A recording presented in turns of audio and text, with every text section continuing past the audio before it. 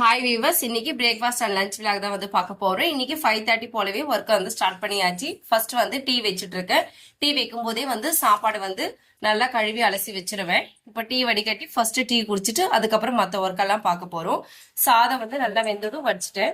இட்லி மாவை வந்து ஒரு ஹாஃப் அன் ஹவர் முன்னாடியே வந்து கரைச்சி வச்சுட்டு இட்லி ஊத்தியாச்சு. காலையில் இன்னைக்கு பிரேக்ஃபாஸ்ட் வந்து இட்லி தான் வந்து செஞ்சிருக்கேன். இட்லிக்கு வந்து இன்னைக்கு வேர்க்கடலை சட்னி எதுவுமே செய்யல. தக்காளி சட்னி தான் வந்து செய்வேன். ரொம்ப சிம்பிள். எண்ணெய், கடுகு, வெங்காயம், கருவேப்பிலை, கொத்தமல்லி எல்லாம் சேர்த்துட்டு தக்காளி பழம் கொஞ்சமா சேர்த்துட்டு நல்லா வரமிளகாவும் பச்சை மிளகா ரெண்டுமே சேர்த்திருக்கேன். தண்ணி ஊற்றி நல்லா வேக வச்சு ஃபைனலா வந்து சட்டியில கடைஞ்சி எடுத்தாக்கா இந்த தக்காளி சட்னி ரெடி ஆயிடும். இட்லிக்கு வந்து ரொம்ப சூப்பரா இருக்கும். இட்லி வந்து நல்லா வெந்து வந்திருக்கு. இட்லியும் எடுத்துறேன். ஒரு 15 மினிட்ஸ் போலவே இட்லி வெந்துருச்சு. நெக்ஸ்ட் பாத்தீங்கன்னா இன்னைக்கு மதியம் லஞ்சுக்கு புளி சாதம் தான் வந்து செய்ய போறேன்.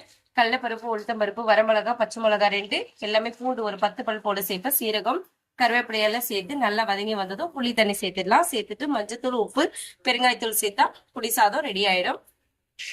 நல்லா திக் கன்சிஸ்டன்சி வர வரைக்கும் அதை நல்லா கொதிக்க விட்டுடலாம். புளி சாதத்துக்கு வந்து இன்னைக்கு உருளைக்கிழங்கு பொரியல் தான் செஞ்சிருக்கேன். உருளைக்கிழங்கு பொரியல் இந்த மாதிரி ஸ்லைஸா கட் பண்ணி ஒரே ஒரு தக்காளி பழம் மட்டும் சேர்த்து பச்சை மிளகா சேர்த்து சாம்பார் தூள் 1 டீஸ்பூன் வந்து மிளகாய் தூள் ரெண்டு சேர்த்து நல்லா வதக்கி விட்டுடணும். வதக்கி விட்டுட்டு கொஞ்சமா தண்ணி சேர்த்து ஒரே ஒரு விசில் வந்து விட்டு எடுத்தோம்னா உருளைக்கிழங்கு பொரியல் ரெடி ஆயிடும். அதுக்கப்புறம் இங்க பாருங்க, புளி திக்கு அரிசல் வந்து நல்லா இந்த மாதிரி திக்கா வந்துச்சு. இந்த ஸ்டேஜ்ல வந்து அடுப்பு ஆஃப் பண்ணிடலாம். இப்போ புளி சாதம் வந்து கிளறி விட்டுடலாம். ஆறிட்டு இருக்கு. சாப்பாடும் நல்லா சூடா இருந்ததுல ஆறின பேரு கிளறணும். உருளைக்கிழங்கு வந்து நல்லா வெந்து வந்திருக்கு. இப்போ வந்து ஃபைனலா தேங்காய் துருவல் ஆட் பண்ணிட்டு கொஞ்சமா மிளகாத்தூள் ஆட் பண்ணிக்கலாம். ஆட் பண்ணி நல்லா கலந்து விட்டோம்னா உருளைக்கிழங்கு பொரியல் ரெடி ஆயிடும். இன்னைக்கு புளி சாதத்துக்கு உருளைக்கிழங்கு பொரியல் தான். கூடவே வந்து கொஞ்சமா பீட்ரூட் பொரியல் செஞ்சிருக்கேன்.